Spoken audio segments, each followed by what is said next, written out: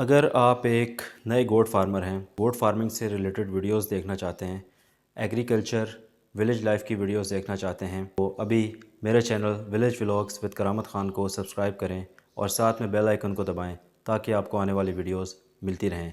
क्योंकि मैं आपके लिए agriculture, goat farming, cattle farming, everything about livestock और एग्रीकल्चर के बारे में विलेज लाइफ के ऊपर वीडियोस लेके आता रहता हूँ आपके लिए।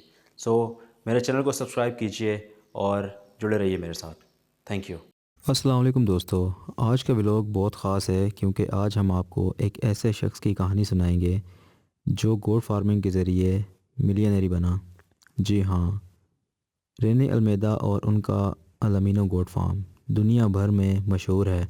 आज हम उनकी स्टोरी से इंस्पिरेशन लेंगे और देखेंगे कि कैसे एक सपना पूरी दुनिया में छा गया। चलिए शुरू करते हैं। दोस्तों, रेने अल्मेदा ने 2005 में अपनी फैमिली के साथ फ़िलिपाइंस में एक छोटा गोट फार्म शुरू किया। लेकिन रेने का सपना था कि वो दुनिया का सबसे बेहतरीन गोट फार्मर में शामिल हो। इस सपने के लिए उन्होंने हाई क्वालिटी ब्रीड ऑस्ट्रेलिया और अमेरिका से मंगवाई, जैसे सानेन और एंग्लो नुबियन गोट्स। ये ब्रीड ज़्यादा मिल्क देती हैं और इनका मिल्क बहुत हाई क्वालिटी होता है। लेकिन सिर्फ अच्छी ब्रीड्स लाना काफ़ी नहीं था। रेने ने अपनी गोट के लिए एक ख़ास तरह का फीड यूज़ करना शुरू किया जिसे इंडिगोफेरा प्लांट कहते हैं। इस प्लांट की वजह से उनकी गोट्स हेल्दी रहीं और मिल्क प्रोडक्शन बहुत ज़्यादा इम्प्रूव हुआ।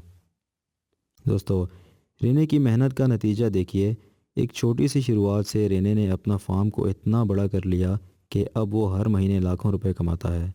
रेने का फार्म अब हर दिन 200 लीटर से ज़्यादा मिल्क प्रोड्यूस करता है। और सिर्फ मिल्क ही नहीं, वो चीज़ और योगर्ट जैसी डेयरी प्रोडक्ट्स भी बनाते हैं। दोस्तों सोचिए, आपके पास अगर गोट्स हैं और आप उनकी प्रॉपर देखभाल करें तो आप भी एक सक्सेसफुल गोट फार्मर बन सकते हैं।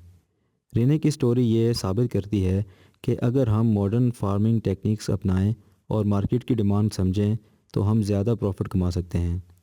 रेने की फार्म की टोटल वैल्यू आज करोड़ों रुपए से भी ज़्यादा है। उनकी इनकम ने उनका स्टैंडर्ड ऑफ लिविंग बिल्कुल बदल दिया है।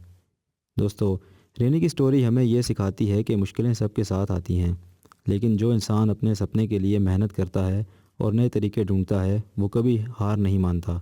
आप भी अगर अपनी फार्मिंग को एक बिज़नेस की तरह ट्रीट करें तो कामयाबी दूर नहीं।